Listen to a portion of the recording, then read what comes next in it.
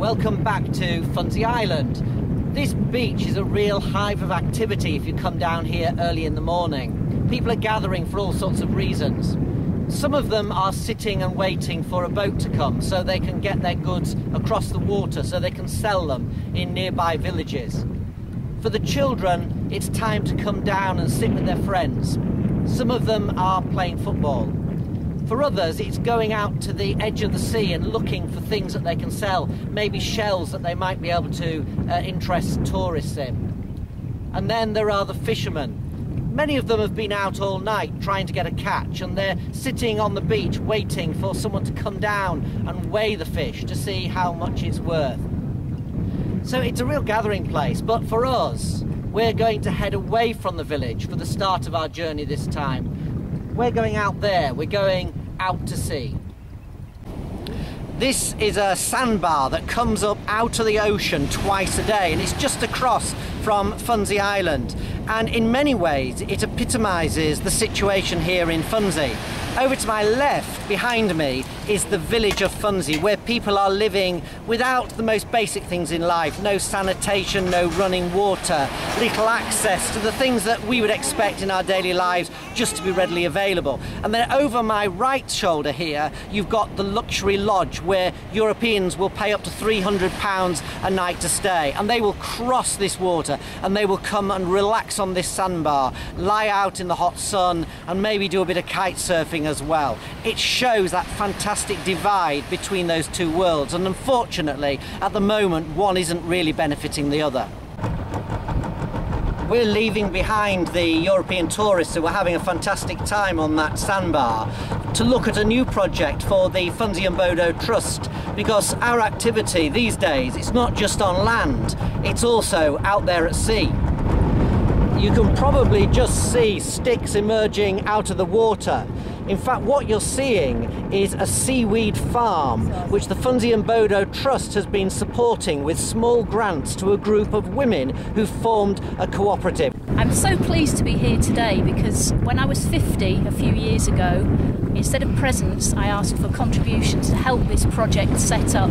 So it's just amazing to be here, seeing this amazing environmental project that helps women to make a living for themselves. Well, I thought it was going to be a very small operation with just a few women, and there are 30 women here working now, and they actually earn a living wage from what they're doing.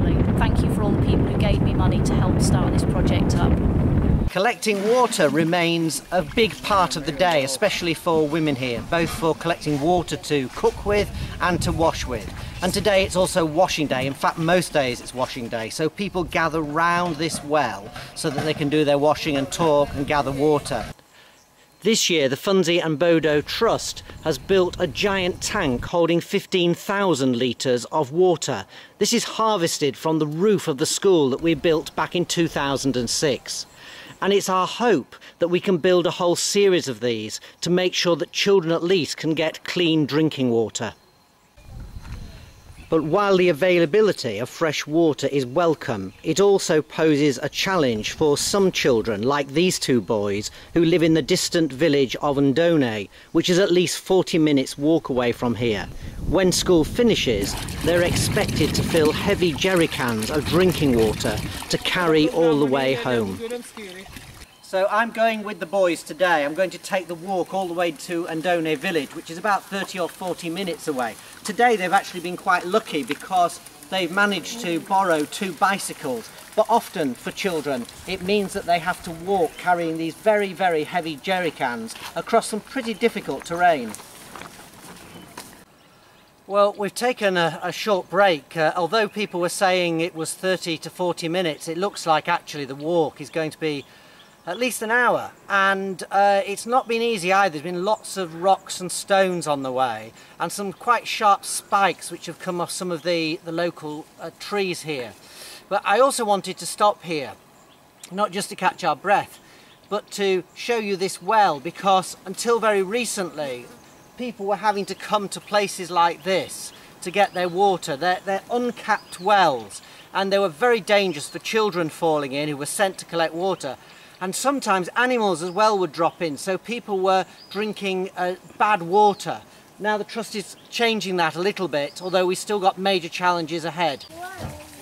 And here is another sign of hope for this very poor village. There are challenges here much greater than in the main village of Funzi.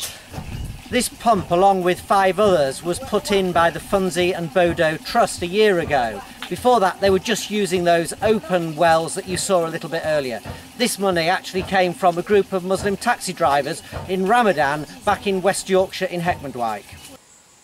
The success of the seaweed project has made the Funzi and Bodo Trust want to do more to help groups set up small businesses and to be able to become self-supporting to support their own families, giving them small grants that they can pay back later but which will get them started. So today we've got the Kenyan version of Dragon's Den, only the amounts being loaned are much smaller. Perhaps the ambitions are less ambitious, maybe not, but it's not really just about lots of money and people making money. It's about giving these families a chance to look after themselves. Hello. Hello sir, how are you? Very good, thank you. My name is Hamza Omar. What's your project? My project is cutting wood. Great, Yes, okay, look forward to hearing about it. Okay. Hello. Hello. Jambo. Hi. I'm Mohammed. Yeah, thank you for coming today. We are very happy to receive you, to host you today here. We are ready to listen to your business proposals.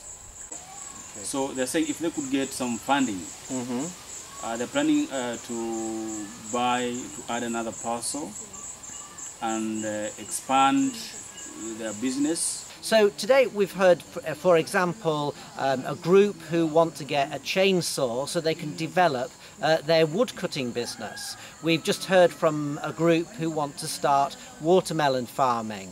We've had another group who are already operating in the village and they want to expand their sales of water, put in more standpipes and get more water around to different houses. And then this one, which is quite fascinating. These are from old flip-flops. Now there are hundreds of flip-flops which come up onto Funzi Beach and onto Bodo Beach, and they're punching them and making small beads, and from these they're making things like curtains, fly curtains, or they're making handicrafts. So I think we've got the basis here for some very good ideas that we could provide some microfinance for, and which could then grow and provide these families with support and a way of living on their own. Even though the Trust has supported education over the years, building schools, opening libraries, even opening a computer centre, our clinics remain at the heart of everything that we do, and they bring some of the most amazing stories. One of the first patients we dealt with, whose life was changed dramatically, was a small child called Idris. Idris was born with his feet facing the wrong way, and it took 2 operations to turn them the right way, and then a really slow period of physiotherapy to get his muscles strong so that he could begin to hope that one day he might walk. So here we are, 10 years on. When you think back to how this all started, what did you think was the future for Idris? Ukikumbuka vile Idris alivyokuwa zamani, waliwafikiri maisha yake yatakuwa vipi? He will not stand. I thought he will not stand jumping Paralyzed, or yeah. walking. He would be paralyzed. You thought he would never walk, you thought he'd never stand, that he was going to be paralysed. So what sort of future do you hope for him now? Wafikiria pengine atakuwa mkubwa, ina matumaini ya kukaa hivi mwalimu ama daktari ama yoyote. Be a doctor. To be a doctor. That was a really special moment. Sometimes it's quite hard keeping the charity going and supporting cases like this, but when you see an outcome like that, you know that it's really worthwhile. And I had to smile because Idris had with him today this old baby walker. This is what we bought in the early stages just to get his muscles strong after he'd had his operation. And now he's turned it into a toy car, so it's still getting a lot of use. Fantastic story. 2 years ago, a tiny baby was brought into the clinic and it appeared to be starving. We had some consultants with us from the UK and they helped treat it, and our staff got together and worked 24 hours a day to work on it. Some of you may remember that. So here we are, and what a fantastic picture when you think what it was like 2 years ago. Here is Wanapili looking really well and full in the face and strong. And we've got Grandma here and Mum here as well. You both must be really surprised how well she's done after those very trying and worrying times. Ni vile nilivyokuambia alianena wera wewe mtashukuru na mama pia onene. Pia nashukuru kwa alivyookoa. Nashukuru sana kwa hivi. She's very thankful on how she was and how now she is. It's well done. Good, and we're really pleased as well to see Wanapili looking so well. We really thought that it could be a very different ending to this story, but this is a wonderful scene to see. So another day ends on Funzi Island. What a beautiful place this is, particularly as the sun is going down. We've been here for 10 years and we've seen so much change in that time. We've seen people relieved of suffering, we've seen lives changed. And as we've seen in the film, we've even seen people walk, which is pretty remarkable. And then looking to the future, those really exciting ideas, ways in which we can help people support their own families and support the wider community too. At times it has been quite tough keeping all this going. But you know, when you see that kind of hope, it really does keep you heading in the right direction. And we hope that in the years ahead that you will want to join us, keeping on that positive journey.